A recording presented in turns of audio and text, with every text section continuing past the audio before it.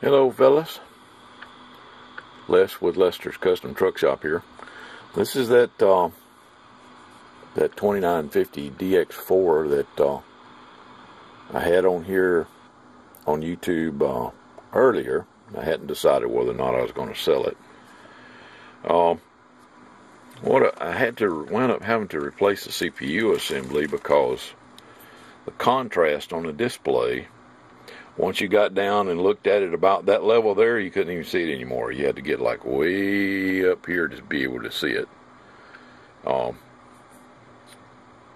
The contrast on the display itself was messed up.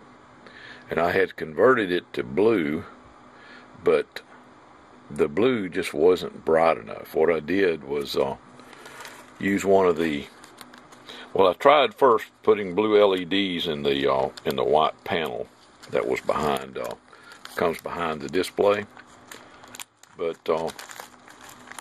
that didn't work. It had like real bright spots in some areas, and other areas I didn't. I tried adding a white panel over top of it to try to tone that down some, but that didn't work either. So what I wound up doing was taking a display from one of the old ones, the one that that big thick piece of Lexan, and put blue LEDs in it. Well, I mean, that looked good, but it wasn't very bright. It didn't show up as good as what this does. So I just ordered a new CPU assembly and put it in there. Now I got the brightness back. So I'm just going to leave it alone. So that'll be green and the buttons will be blue. But that don't look bad. They kind of match each other. Now the blue buttons in the camera, I noticed in the camera, they are really bright in the camera. Well, in real life, they're not that bright.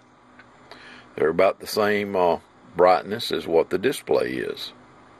So this is misleading, and I don't know what to do about it, how to get it to film it correctly. But the radio is working really well. Let me get this out without dropping the radio. I had it propped up, and I wanted to show you the PC board on the bottom. It's the radio's practically new. This is the one that I bought at a good price on eBay, and wound up replacing the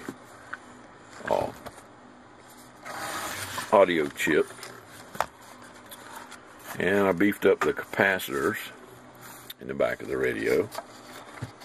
Now it did have a 4700 microfarad right there, but I had to raise the capacitor up off the board because of that diode right there. See, that's one of the protection diodes, and I didn't really like that. It's this diode right here.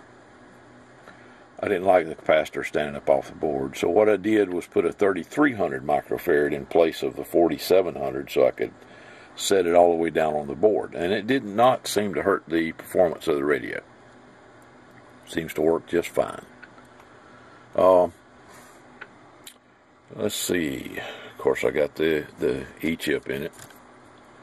And I did the clarifier mod, so your fine-tune your RIT now moves transmit as well, so transmit and receive are locked together.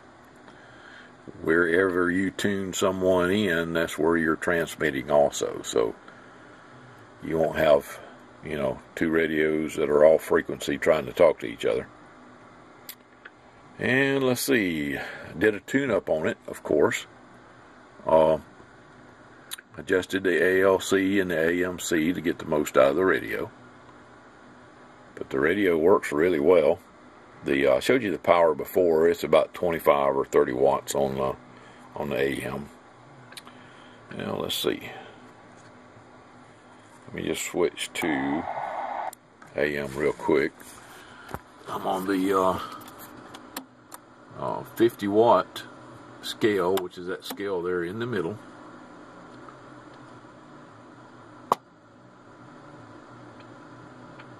Right now I got RF power turned down about halfway. It's dead keying about 7 watts, and you can see it's swinging a little over 30.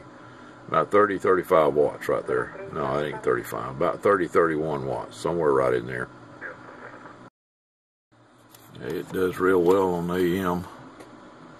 If I can get it to focus a little better on the meter. I'll tell you what, let me turn the RF power all the way down. Let's see what the dead key is then.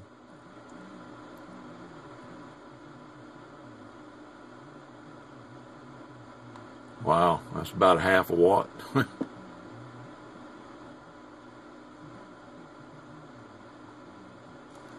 Alright, and I'm on a stock mic. Oh, wow, look at there. Audio, hello, audio. That's kind of weird.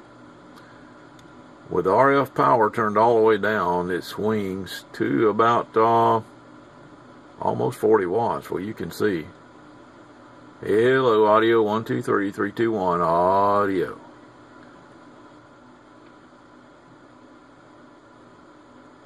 That's pretty cool. Alright, now I'm going to turn RF power all the way up on AM. Let's see what the dead key is. About 8.5 watts. And let's see how far it swings. Audio, hello, audio. Audio, 1, 2, 1, 2, 1, 2, audio. About the same as it did halfway. So I'd say probably run your RF power when you're on AM at the 9 o'clock position. Let's see what the dead key is there. Okay, it's dead key in about 4 watts. And swinging up to about 30, 35, somewhere in that area. As you can see, I'm talking on a stock Ranger microphone. Okay. Now then, let me switch to lower sideband.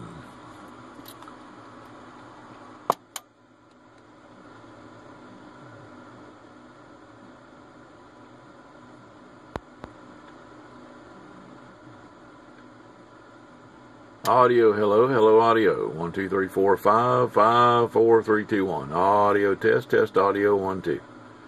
Audio, 1, 2, 3, 3, 2, 1. About 30, 35 watts on sideband. So, the little radio is working really well. The only thing I did was add those 2 capacitors there, upgraded them from 1000 microfarad to 3300 microfarad. Now, the reason they use 1000 microfarad back here is if you make it too large, then your alternator wind may go up because it will couple AC. But the way you get rid of that is to put a choke in there, and the radio comes with a small choke in the power line already. And if you're still getting alternator noise, the best thing you can do is get a larger toroid and get a longer piece of wire and put more wraps around the toroid and put that in between your input and the board ground. But I haven't had any problems with mine. I've done these to all of my mobiles and hadn't had any trouble with it. So, and this is the that's the IF filter, the CB City channel guard. I cut the corner so that you could get to the adjustment L6. And I've got this thing mounted with 3M double-sided tape. Actually, no, let's see, it was Scotch double-sided tape, which I think Scotch and 3M are the same thing now. But it ain't going anywhere. I mean, it's on there permanently. You're going to have to cut it off to get it off that board. To get it off that can, that shield I meant. But there it is. And I think I am going to sell it. I mean, I got way too many radios. I got plenty of these 2950s and stuff. But again, the brightness of the buttons is misleading. The color of the display is misleading in the camera. It's kind of a yellow-green color, not a bright green like it shows up here. And the buttons they're blue, but they're a lot dimmer than what they're showing up in the camera here. All right.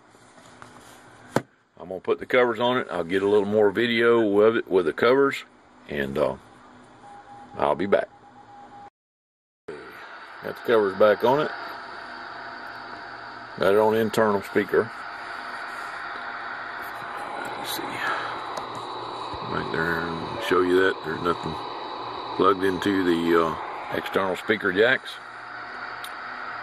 And it's Christmas morning. Looking to see if I could hear a little skip on here. Guess everybody's opening presents. But there's no skip.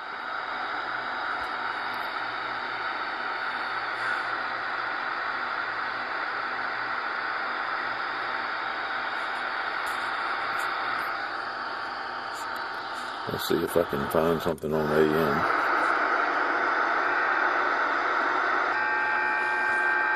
That's computer noise.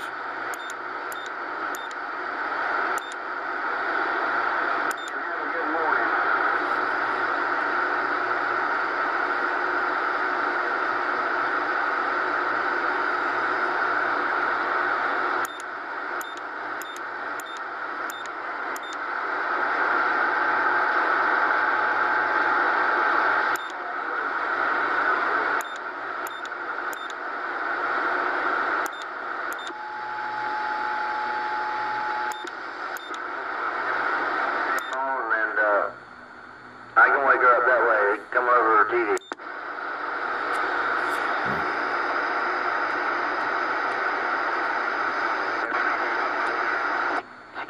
She opened the garage door. She ain't got to say nothing. I know what she's opened the door, what she's looking at me for. Come over to TV. Lead on the TV, huh? Yeah, she got one of them old style TVs, and it will. Yeah, that old mobile box. That's why I don't run the mobiles.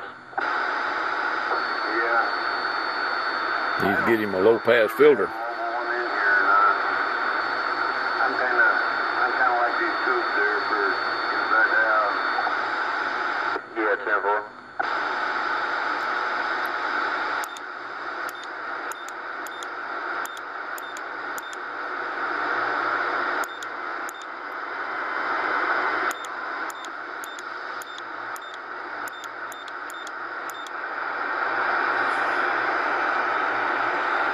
Okay.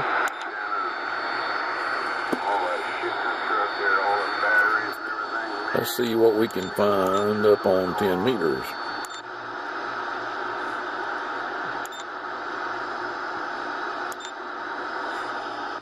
Switch to upper side band. Started the voice. Right there.